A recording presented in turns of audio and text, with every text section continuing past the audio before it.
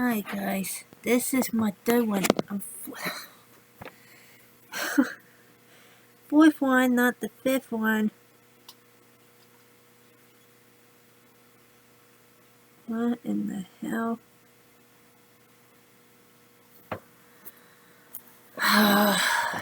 Alright.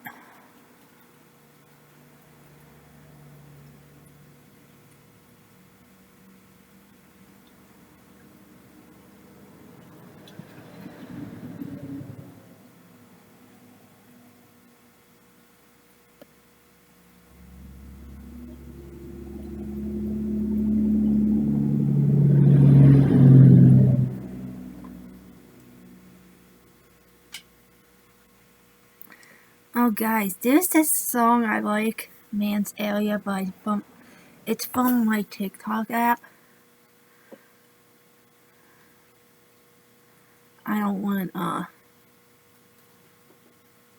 yeah, cover light.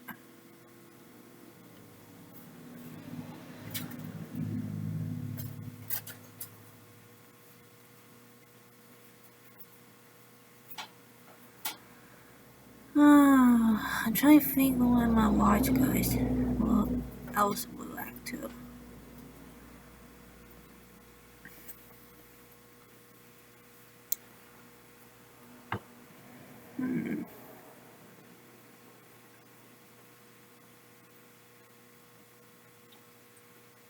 Let's do top and usual ways that people know. I try to think, guys.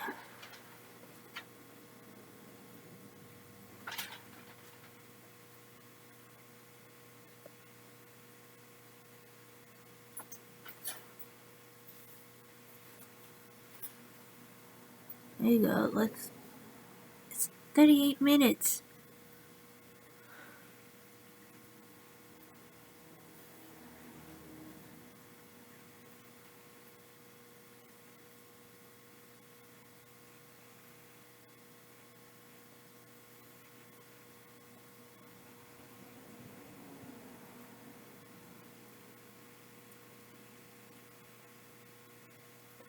$40. Jeez.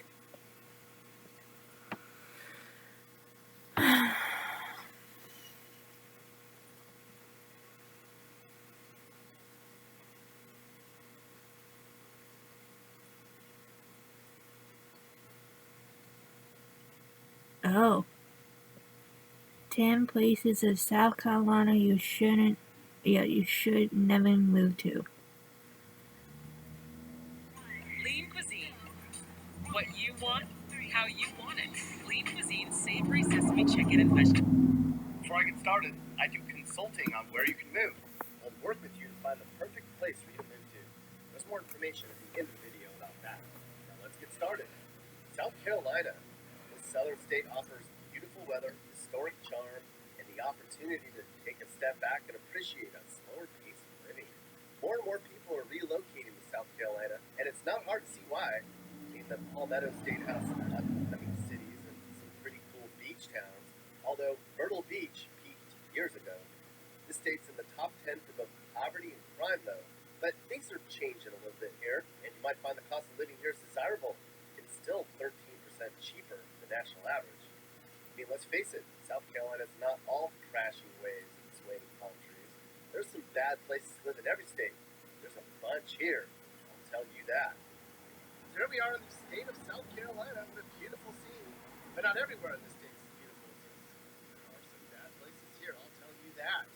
So how do we determine where the bad places are in South Carolina? Well, we ask people to look at data. A lot of you folks in South Carolina are very vocal about telling me where the bad places are to live. Plus, people look at data. Yeah, where criminals are, people are poor, there's nothing to do, where the home values are down. That's where the bad places are to live in this state. So let's get started. Let's take a look at the worst places you can live in the state of South Carolina.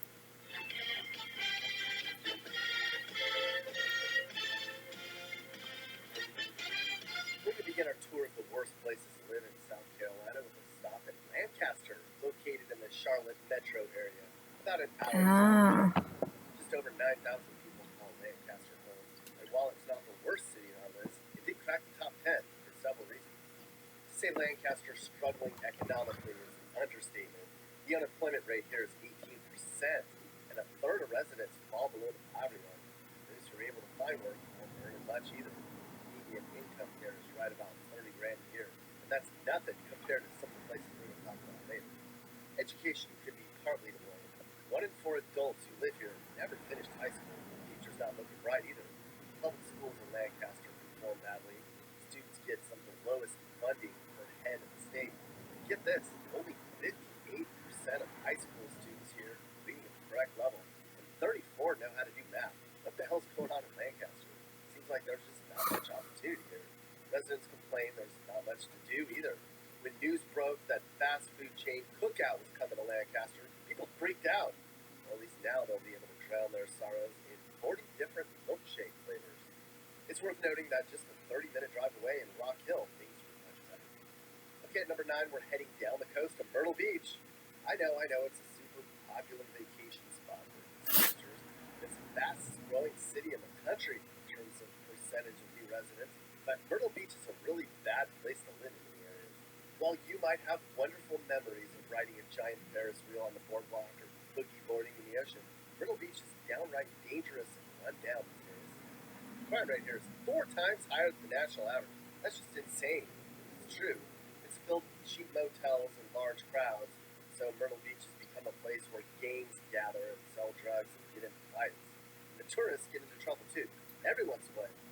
While the violent crime rate's kind of up and down, property crime rate's the highest in the state.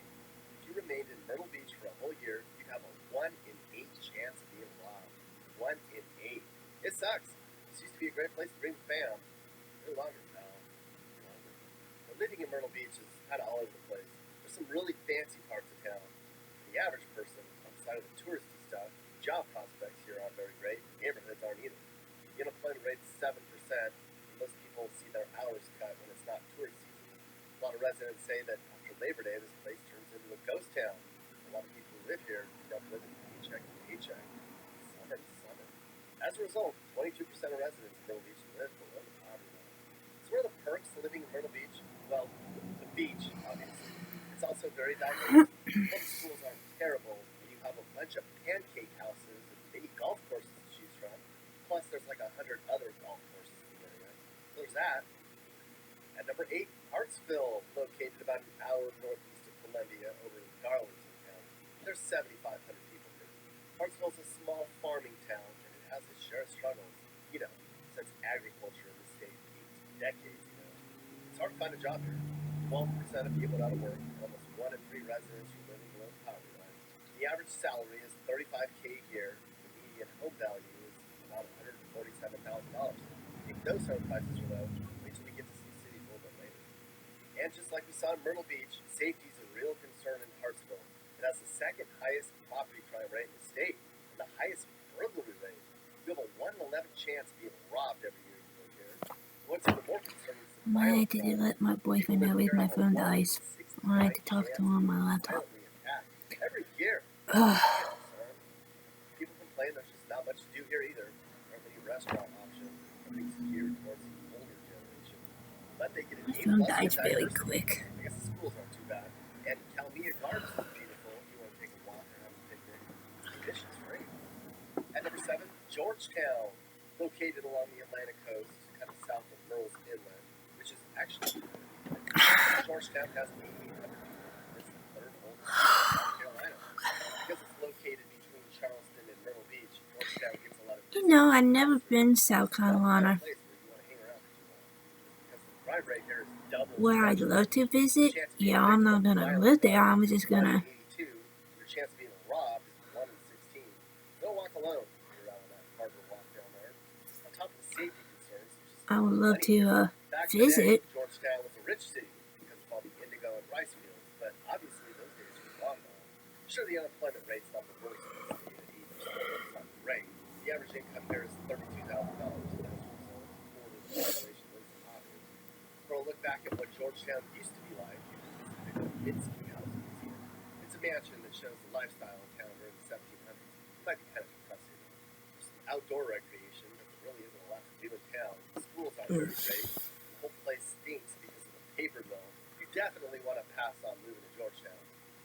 At number 6, Greenwood. It's another rural town. It's way out in the middle of nowhere, kind of northwest of Columbia. There's 23,000 people here. This town hosts 2 festivals every year. The Festival of Discovery and the Festival of Flowers. But believe me, there's not enough flowers in the world to disguise the problems here in Greenwood. It's just drowning in poverty. Nearly a third of residents are below the poverty line. 10% can't find jobs or just refuse to work. The average income is just a tick above $33K. 1 in 5 people here makes under $15,000 a year. Can you imagine? Not good at all. Home values are some of the worst in the state. The average house is like $100K. But don't fall for it. Greenwood also has the 3rd highest violent crime rate in the state. The rate of rape cases here is the 3rd highest in South Carolina. You can pretty much count on at least one violent crime happening here every single day.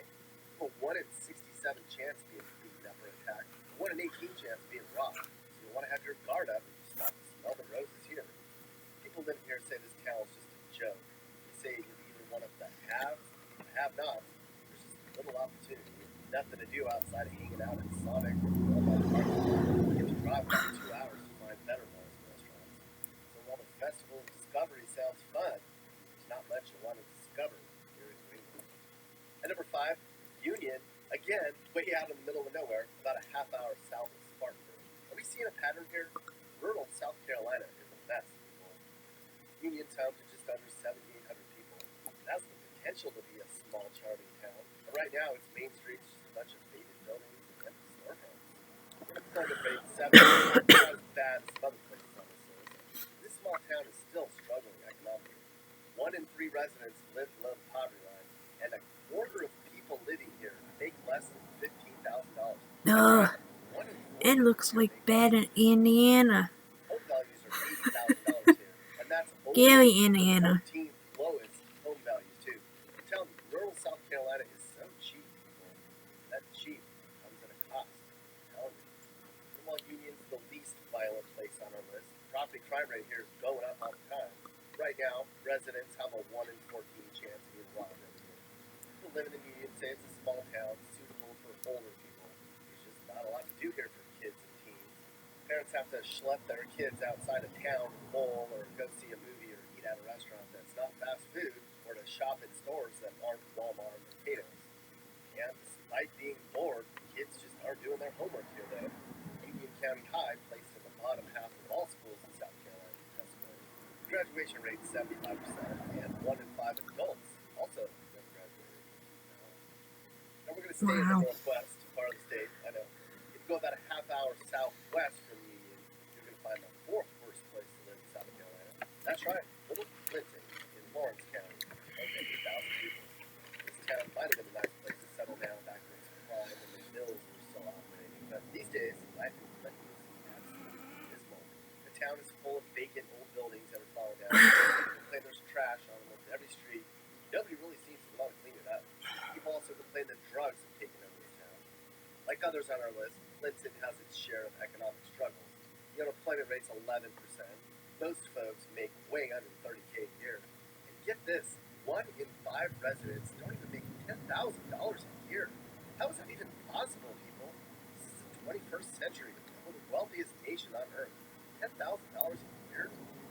Crime here is really bad. It's like double the national average, too. Now, education in Clinton is a mixed bag. Public schools here report that every single student is economically disadvantaged. 1 in 5 adults never finished high school. But the middle and high school gained statewide attention for their Science Olympiad program. They have a 16-to-1 student-teacher ratio. That's encouraging. But there's just not much to do here. You can't find it at Walmart or Ingles. You won't find it at all. It's just a bunch of fast food restaurants for the most part. Literally, it's a different town. Kids are leaving because there's nothing to do and there's no work. So the town is literally aging itself out of existence. What the hell, Clinton? At number 3 is Abbeville. Again, another small city in the northwestern part of the state. This whole area up here near the Georgia and North Carolina border is just in trouble. There's 5,000 people in Abbeville. It goes down by about a percentage point every single year. Abbeville's struggling with low wages and sky-high unemployment. 13% of people here are out of work, and 1 in 3 people here live below the poverty line. The average income here is $25,000 a year, and half the households make under $15,000 a year. That's just shocking. Rural poverty is Housing, crime, and education are also problems here. The median home value is $92,000. Crime rate's way above the national average. A quarter of Phillips never finished high school. Overall, your first impressions of Abbeville might be charming and historic, but you're going to quickly find out it's just a small town with nothing fun or interesting to do, unless you count the Spring Festival. And number 2 is Chester, a teeny little place about an hour from Charlotte.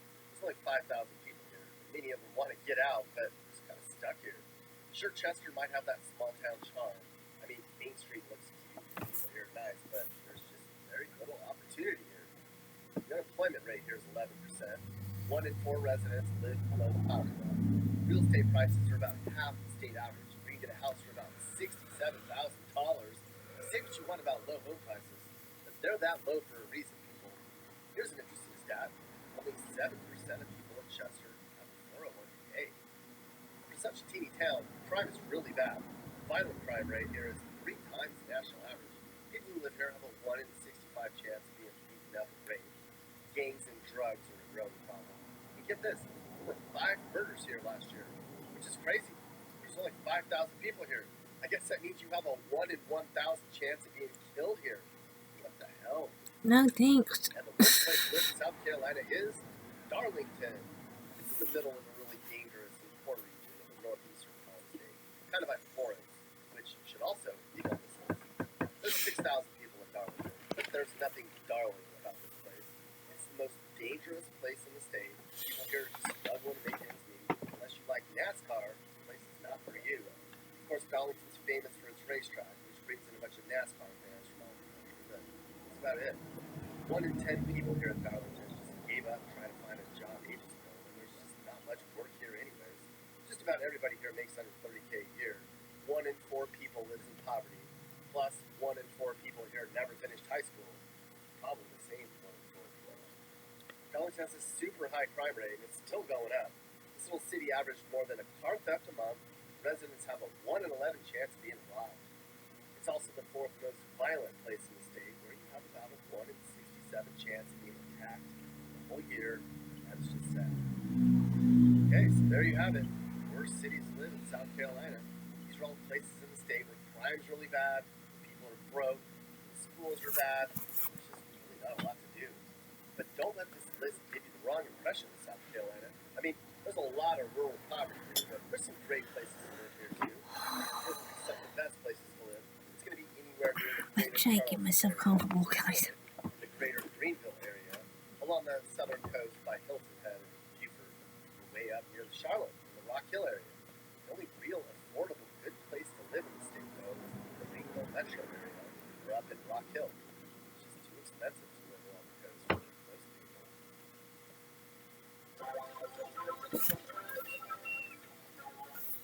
Alright guys, now I will see you in my 5th one, so I'll see you then.